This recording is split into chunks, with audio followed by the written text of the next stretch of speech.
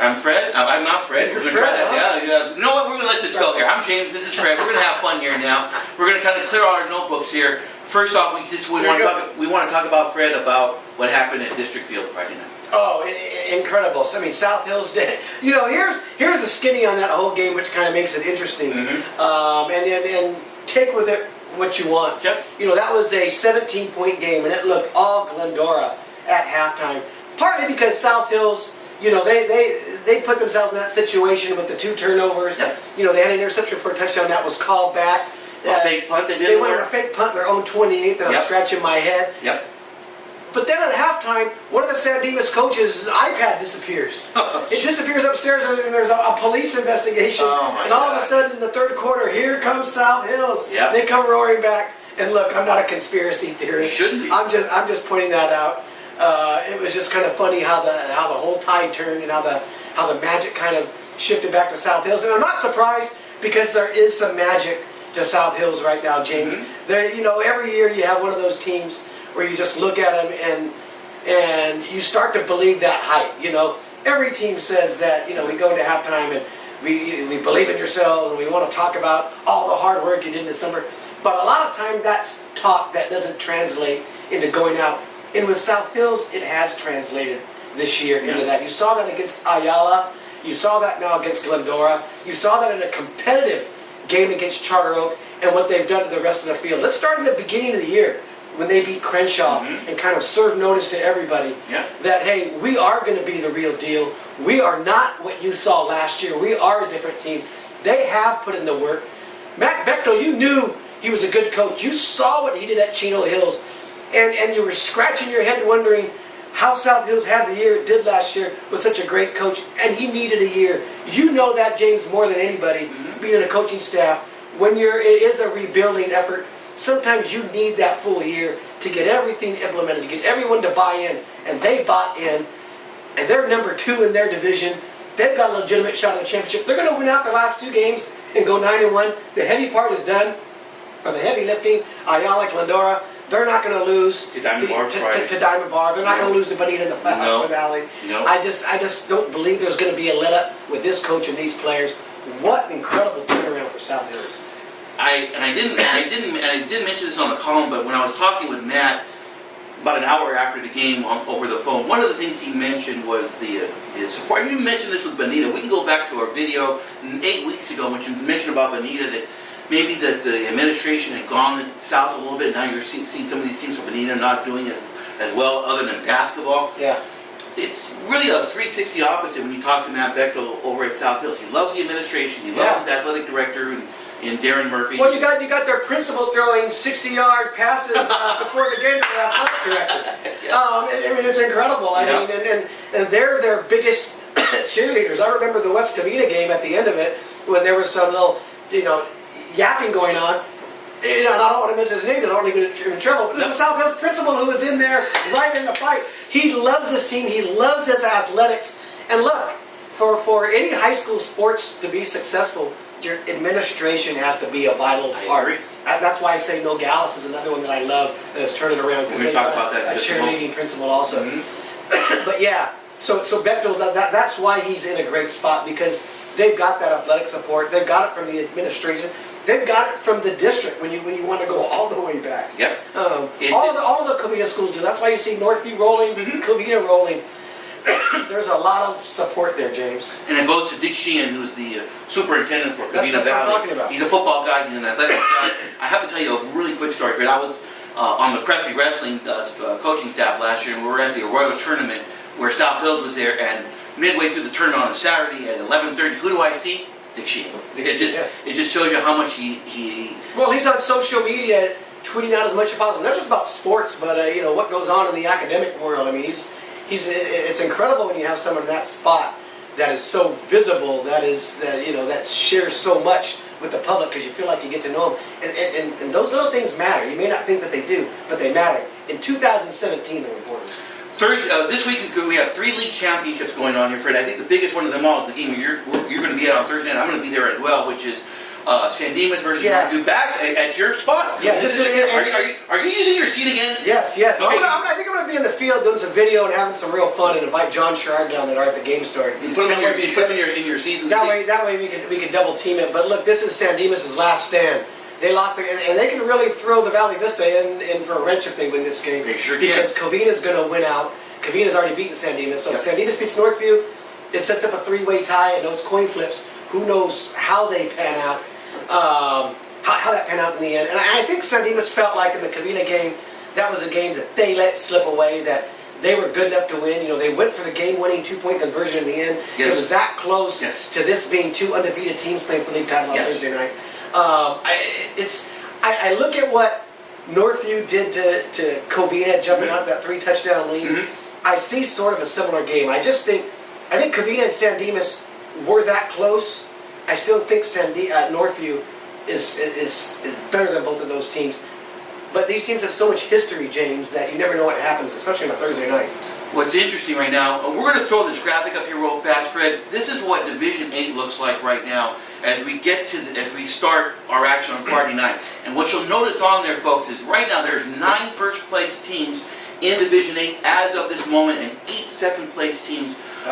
It means there's going to be some third-place teams struggling to get in. There's no question about it. Now, you see those stars behind the league records. That means those are teams that are tied for second place right now. So we still have a lot to sort through. This is huge. This is as huge as a game for I mean, this could be a situation where Northview could lose this, somehow fall to third in scenarios, and possibly not get in. And the next slide I'm going to show you is directly from the CIF playoff handbook, Fred. And what it says, what makes it's huge, is first team, obviously first place teams get the highest preference, then second place, then third place. So if you're a third place team, even if you're an automatic qualifier, if there's 16 teams that are first and second place in your division, game over. Yeah. It's game over. So this is why I believe Northview is in. This is a must-win game. Kind of a must-win game, because the last thing you want, Fred, is the old coin flip up in the air and letting a coin decide your fate of the season. And I'll tell you what, knowing Marcel Perez a little bit, or listening to him and kind of getting to know him, and knowing Comstock, I think they're fine with that. I think they're fine with, the ball's in our court. Right. We control our own destiny. Yes. If we lose this game on Friday and leave it to the gods and the coin flips, then we deserve what we get. They kind of have that mentality. They haven't lost. They've won now 20 straight Valley Vista League games. Yes. I don't see them in the senior year under Stephen Comstock, who's never lost a Valley Vista League game. No. That they lose it now in the finale. Let's just finish the job. I think they finish the job on Thursday night. I think they do get this done. Right. They go into the playoffs as the #1 Valley Vista League entry. If they don't, it would be a shocker to me. It would be very surprising. Now, let's flip the script here and go to Division 4. And one of the things I mentioned on the Saturday morning quarterback this past week I didn't realize this, even making my rankings today, but go ahead. Yeah, but it's okay. One of the things you have to keep in mind, I mentioned that Damien had to get the automatic berth, that third place we talked about last week. It just doesn't look like it's going to happen. However, and we're going to put this on the screen here. This is again directly from what the work I've done. There's 18 teams. I would just say there's 20 teams right now in Division 4. So only 4 don't make it. 16 get in, and so you're really weeding out the bottom 4. Exactly. So right now there's 5 first place teams and 3 second place teams. So there and 4 third place teams from automatic qualifiers, meaning that they're from leagues with 6 or more teams. So there's 4 spots that are going to be available for the playoffs. Yeah. And with Damien remember, to be in consideration. First dibs, you have to have a 500 record. Yeah. Damien has that along with Corona Santiago. So they're going to be in. Yeah. It's going to be in. Are the 4 bottom teams sub 500 records? Yes. So if you look at the screen, Palm Springs, Carter, Lakewood, and ML King. So those are the bottom 4 teams that they. And if you want to throw in, if you look on there, there's 2 third place teams right now that do not get the automatic qualifier because they are 5-team leagues. And that's Thousand Oaks and Atascadero. Yeah. So what the math tells you is that Damien's going to probably. And what people need to realize is that after the top 3, it's not you take the next best fourth place team, and then fifth. But after that, they're at large. Am I right? It's Yeah, correct. After the third, it's at large, and Damien will have a pretty good resume when you look at it. And at the end of the day, I think the worst they finish is 6-4. Right. And they'll be fine. But the only problem then, if they're Damien fans, you're going to get. Hey, I'll tell you what. It doesn't matter. In Division 4, I wouldn't want to be the team that has to play Damien in the first round because of the league that they came out of. You got to remember, they're playing Rancho Cucamonga, they're playing Upland. They won't face any teams like this in Division 4. They may not even face the Los Osos in Division 4. I mean, that's kind of, those are the kind of teams they're going to be playing. So I think, I always thought the toughest part for Damien was just getting to the playoffs, but once I thought they were there, they're going to have as good a shot as anybody, James. You've just got to throw away the baseline because Rancho Cucamonga and Upland are Division 1 and 2 teams. And we talked about, Fred mentioned about being a third-place team that you could be hard out of luck. I'm going to just throw up the Division 11 sheet at you here, and you'll see right now there's 5 first-place teams that are going to be, you know, I think they're going to finish in first place. And as you can see, they're Heritage Christian, Arroyo, Catella. They're all going to be. But there's 11 second-place teams in there right now at the moment. That's Covina and Arcadia. Arcadia is the kind of the tough one, boy, isn't it? It is. And so again, we have to let Week 9 play itself out now. Yeah. Arcadia's going to play Pasadena. They're going to win that. They're 4-1 in league right now, Arcadia. So they're going to get to 5-1. Who does Arcadia finish with? I'd have to take a look. Yeah, that would be. That Week 10 game for Arcadia could decide their fate with that many teams and the way it swings at the top. I agree with you. So what we're saying here is, if you're a third-place team, you may not get in. And we saw that out. So how huge was that for Covina to beat San Dimas? Because that's going to make them, if provided Northview wins, Covina's going to finish second in the Valley Vista League because they're head-to-head over San Dimas. That's correct. That's going to get them in the playoffs. That will get them in. Remember, it's first place, second place, as you saw on the slide earlier.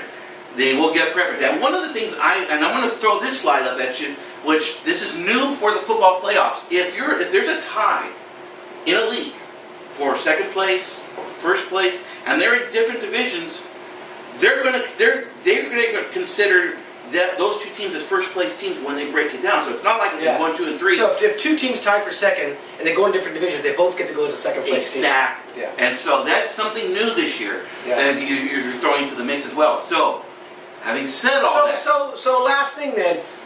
If Northview, San Dimas, and Covina finish in a 3-way tie for first, do they all get in as first place teams? that is something that Tom Simmons, that'll be a question for you. That'll be a question for you, my friend. Well, that's up to the league coordinators. How they send it. How they send it. Well, it would only matter if they go into different divisions. Right, and if you go in the same division, then you've got to flip for it, James. But if they're 3-way tie for first, and all 3 are going into different divisions, I believe you can go in as a first place team. You can. Yeah. I'm just typing in real fast here. San Dimas is Division 10. Yeah, I think they're all in different divisions. Yeah, they're all in different divisions. So it's going to be interesting. I think if San Dimas wins, there could be a 3-way tie for first, and if we're right about this, they could all enter as first place teams. And in Division 1, we don't want to harbor just real fast, but the way it breaks down, I think the team that will get in will either be Loyola or Orange Blue. It's going to be really, Bishop Milan is in the playoffs. Very for sure. But I can now. We talked about this earlier. A possible opponent for Bishop Milan, if they lose next week to Chaminade, I can easily see them play San Clemente. I can see them going on the road, depending on how San Clemente does. I think when Almont started 0-4, if you told them their first round opponent, first if you told them they'd be in the playoffs, they'd jump for joy, and then if you told them your first round opponent would be San Clemente, they would have ran through that building, you know. And it could very well happen. So there's a lot to be sorted out here, folks, coming into this week, and it's the way it should be. Yeah. And then next week we have at least 3 or 4 more league championships going on next week. By the way, there's one other league championship game this week, and that's in the Almont League, where Bell Gardens is going to play Sure. And I can tell you, that game will have no love lost. A lot of the coaches that were on the previous Sure staff are at Bell Gardens now. We liking that game. It's liking the Spartans here. I think I do too. I think they're gonna get the job You're done. going to be at that game. You're covering that game this year. I will. James Escarcega on deadline. On deadline, while our man Fred here is going to be handling the Saturday morning quarterback.